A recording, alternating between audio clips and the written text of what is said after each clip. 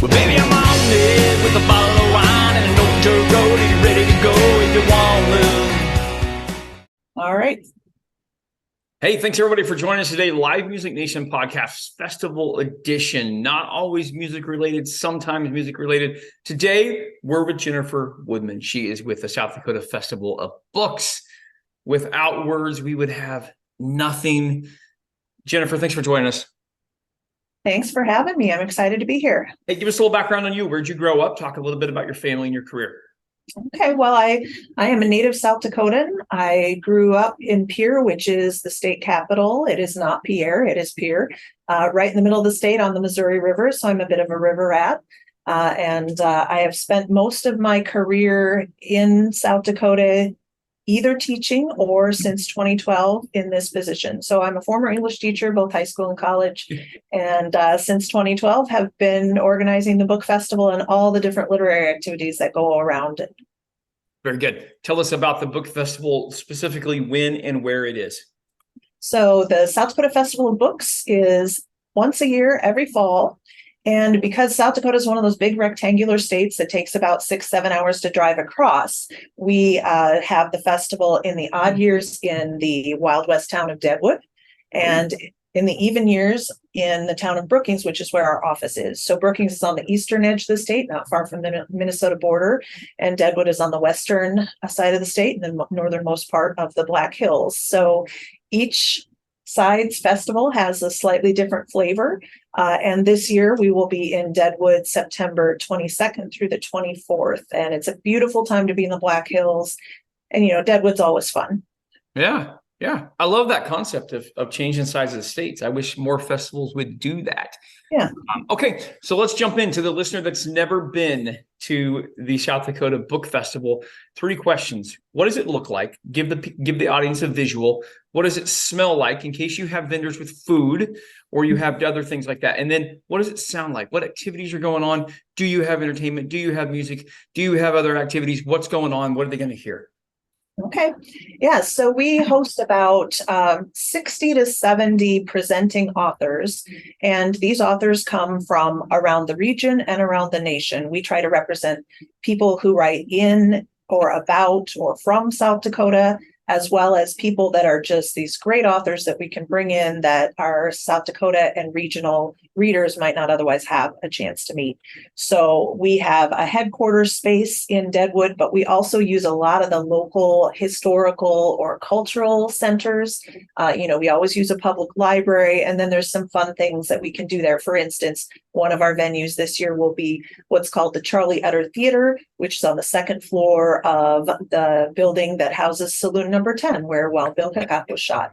So you have that kind of flavor coming into everything. So, smells, definitely we do have sometimes some food trucks. We have different restaurants. Of course, you will get the smell probably in a place or two of a little beer or whiskey from, whatever the saloon is.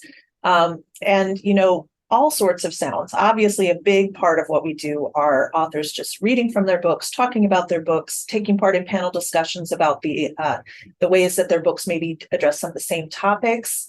But what we focus on the most is the fact that we're a relatively not tiny, but small festival, in the sense that we can be intimate. So people will come and they know that if they want to, they can probably walk up during the book signing times to their favorite author, nice, shake their hand, get the book signed, ask them a question, tell them how much they enjoy their work. So it's really that feeling of kind of a small town, but with a lot of different culture and fun things going on. And we cover as much ground as we can. We have all sorts of genres. We do poetry, we do fiction, nonfiction, history, tribal writing. We're very focused on making sure that we represent in every genre some indigenous writers. We have books for children. So we try to cover as many bases as we can.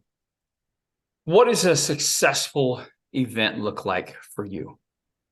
We think a lot about that because the question is, do we want to grow the actual numbers of attendees, or is there something more that's coming out of it? And I think while we always want to expose more people to books and reading, what's most important to us is delivering that experience of interacting with the authors and interacting with fellow readers, and because that's how you discover maybe books you haven't learned about before. Another part of that, especially with the youth programs we do, is just building that excitement for reading and writing. We do a One Book South Dakota program where adults across the state read the same book throughout the year, and then the author comes to the festival. And we have a children's version of that called the Young Readers One Book. This year, the author is Kate DiCamillo, who is just a rock star in the world of children's literature. And I can tell you that event where that author comes in and she talks to 500 or 1,000 third graders at a time, all of whom received copies of her books through us. We give out about 12,000 of those books each year. And she comes on the stage, or whatever author or illustrator it is, and the kids just go crazy. They're cheering and yelling, and to see that level of excitement and energy about reading and books is just thrilling to us. So that's definitely a success every time it happens. That's perfect. That's perfect. Yeah. Give us some ideas. Give us a couple examples, success stories of either authors that have been there or someone who has attended and then themselves turned into an author. Yeah, we've had a few situations like that, because one of the things that we do is a writer's support track where authors who are coming to the festival offer writing workshops or craft talks or publishing advice to those wannabe writers who come to the festival. So we've had, several years ago, we had a couple come to the festival who call themselves the Book Doctors. And they do what they call a pitch-a-palooza. So it's kind of like American Idol for books. Each, 20 people get picked. They're aspiring authors.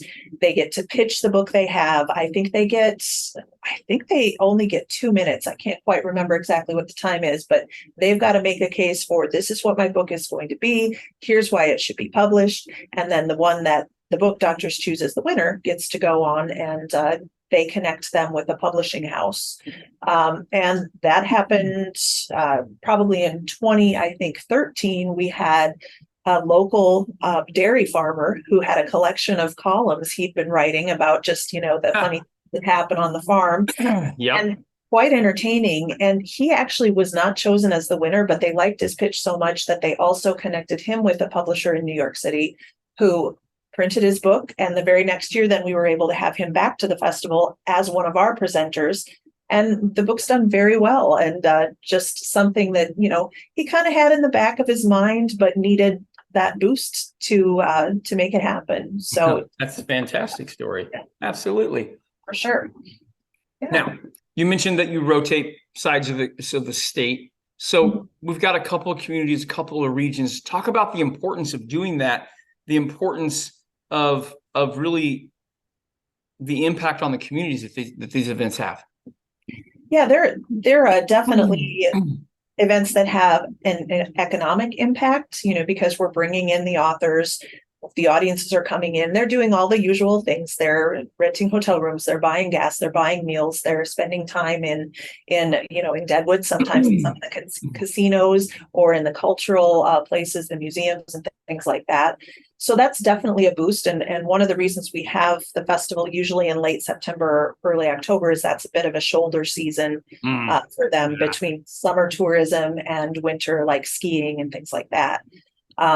So that's definitely a big part of it. But I also think it's just really enriching to the communities in terms of bringing some of that culture in, giving people an idea of what is possible for them to do with whatever their passion might be.